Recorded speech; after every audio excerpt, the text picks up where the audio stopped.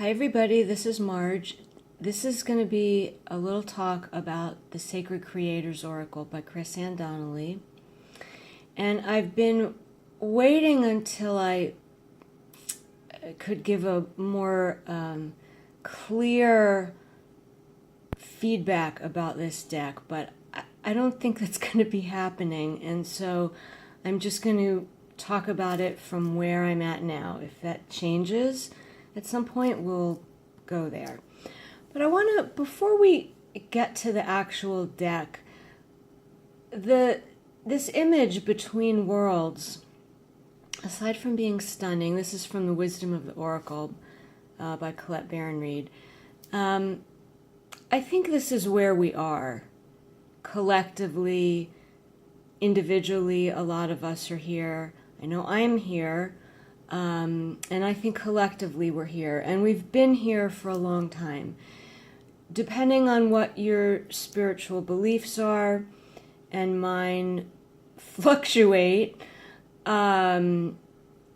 had harmonic convergence in 1987, which was supposed to be an ushering in of a 25-year window between 87 and 2012, where we would be transitioning from the age of Pisces to the age of Aquarius. So that's why the song The Age of Aquarius was so popular, and it talked about all the planets aligning and all of that. And we'd be transitioning to an era more of peace and cooperation and a really higher way of living. And I think now where we're at in 2017 is we're between worlds, and we've been here probably at least since 87, and it's becoming more and more contrasted, like this image, in that the old things really haven't been working for a long time, but now it's getting more dire, and people are really feeling the tension between what was and what has yet to come into being. And this sort of reminds me of the black and white into the color in The Wizard of Oz. But you see, not only is everything colorful on the right, I'm losing my focus, there's also some little party favor, noisemaker things. There's no structure on either side. There's no town. But I'm using this kind of as a backdrop for this talk about sacred creators, because this deck, Chris-Anne Donnelly, I think, is definitely talking about a new way of working, a new way of approaching work and business that a lot of people have been into for a very long time. But I think she's, this deck is unique because she's really put a lot of information into one place with regard to creating a spiritually based business, as opposed to just a left brain money-making business only. She's talking about a more fulfilling spiritually based business. So there's a beautiful book that goes with it. It's a nice, big, fat book. Chris-Anne's put a lot of work into this deck. Each page, each card has at least 3-4 pages. There's exercises, there's journal prompts. She's also correlated it with some online classes and various classes that she has, so that at various points there's this little symbol, and when you come across this little symbol, it directs you to an online exercise. So there's a big variety of those. So there's been a lot of reviews of this deck. I'll show you, I won't go through every card, I'll just give you a sense of how beautiful this deck is, and then I'll talk a little bit about my reactions to the deck. So here's the backs. The cardstock, everything's beautiful. It's got a matte, nice, thick. Oh, I wanted to bring my Star Child deck because, as someone pointed out, I think Cape Cod Creatures, Holly pointed out, It seems very, very similar to the cardstock for Star Child. And this would look great with Star Child. This deck is extremely photogenic. It looks great on its own. It looks great with a lot of other decks. Another feature I love about this deck is that the first 22 cards parallel the major arcana in the tarot. So I love that. It's great. So here's the Fool. I'll go through, I'll show you each of these majors. Here's the Magician. Oh, wait a minute. Yeah. Wait a minute, I'm getting mixed up already. I'm not getting the right cues, and I'm forgetting the order of everything. Yeah, this would be the Magician. This is the High Priestess.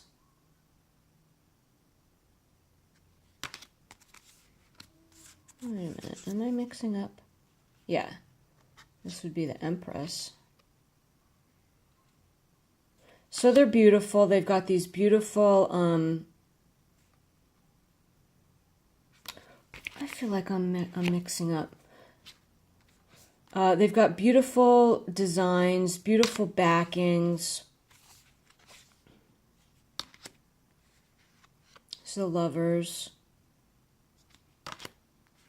Chariot, Strength. There's a Lion. What is this? Hermit? I think this is Hermit. Yeah.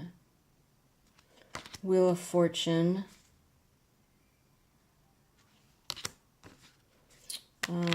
Is this Temperance? No, Temperance would be that one. This is the Death card. This is the Temperance card. Devil. Very nice, huh? This is the Tower card.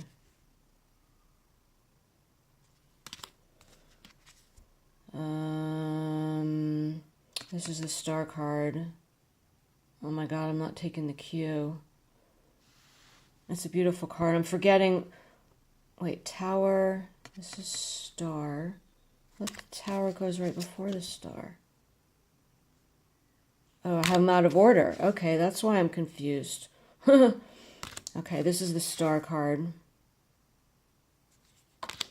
Here's the Moon. Here's the Sun. I really like this.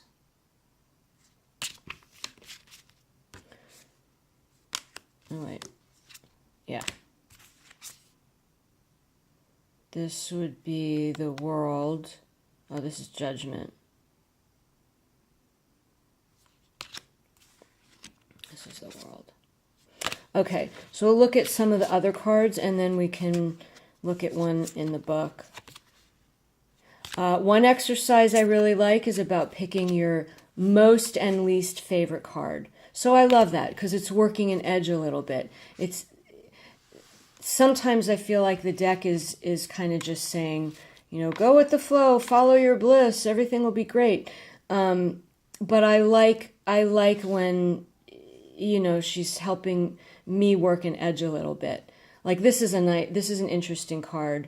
It's about you're not going to be able to please everybody. You have to just go with what's right for you, and the right people will be drawn to you.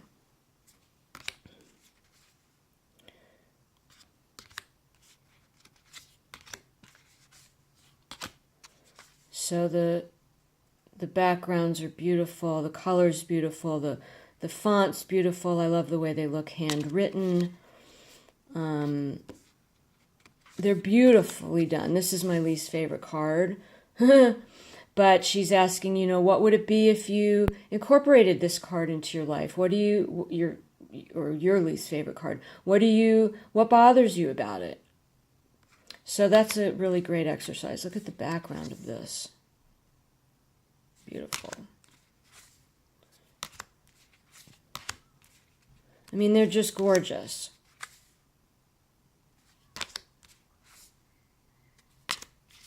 This is really pretty, huh?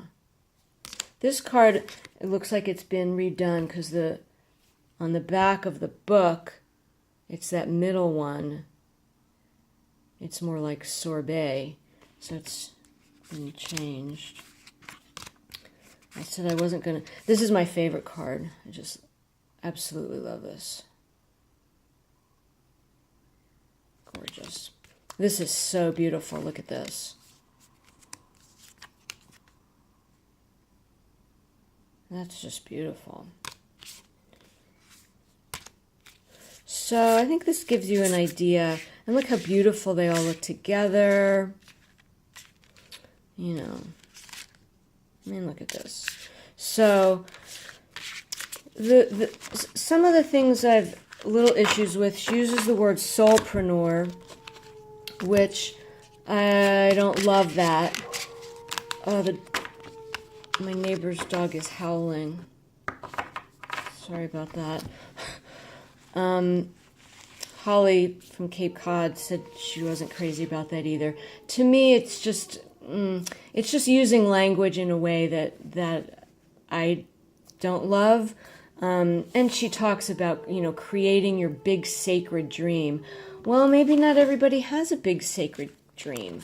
Or maybe not everybody knows what it is. And maybe it's okay if your dream is to, just have a garden. Not everybody has to have a gigantic business. So there's certain ways that language is used that I don't love. But let's just pick a card. It's not even the full moon. The dog, he howls when he's left by himself. It's not my dog. I wouldn't do that. Okay. Gratitude again. So some of the cards initially, you could have different responses to. If you're in a good mood, this is good. If you're not in a great mood, this could be annoying. But let's see what she says about it. 37. There's always something, you can always find something, though, to be grateful for, even if it's that you're breathing. He agrees. Let's see. Essential meanings: gratitude, a new level of manifestation skills. Creator, we live in a post-The Secret world, and during the last decade we've learned a lot about gratitude, positive thinking, and what's possible with the right mindset. It's time to get real about gratitude again. Every time we repeat something, we get better at it, right? Gratitude works because it's a mindset shifter.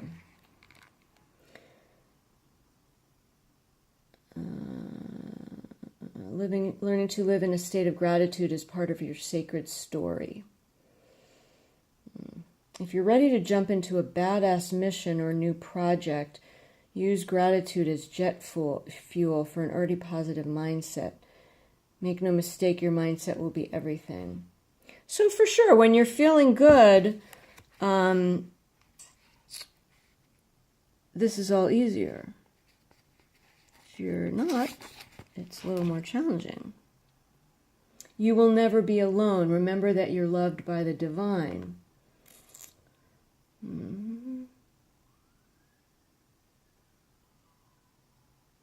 If you've been working with gratitude and you're not sure what the results are yet, be grateful for not knowing yet. Okay, so if you've tried calling abundance into your life and weren't thrilled with the results you had, there's baggage around what is possible that needs to be let go of. Not necessarily. I don't think that everybody's dreams always come true. Otherwise, everyone that goes to Hollywood would become an actor that wants to. Not always. And that brings up the issue of, ego purpose versus divine purpose. But so there's certain elements of New Age thinking in here that I question. I I really am so tired of the word, I want to call it the M word, manifesting and co-create, but I think this is a great deck. It's a beautiful deck. I think there's content in it. Sometimes it's a little bit trendy is what I want to say. Trendy. Not so much New Age, because there's nothing wrong with New Age. I just get a little wary of things that are language that's trendy, or someone telling me to go burn sage, or something that's sort of politically New Age correct. I don't know. Anyway, I do really like this deck. I think it's beautiful. It has helped me in some ways. I'm doing some of the things that it suggests. So I'm still working with this deck. I'm still forming the relationship with it. And most of all, I would say, believe in yourself. Believe in yourself beyond anything that you hear from anybody, including me or anybody else, especially including me. Believe in yourself. Okay, let me know what you think. Talk to you later.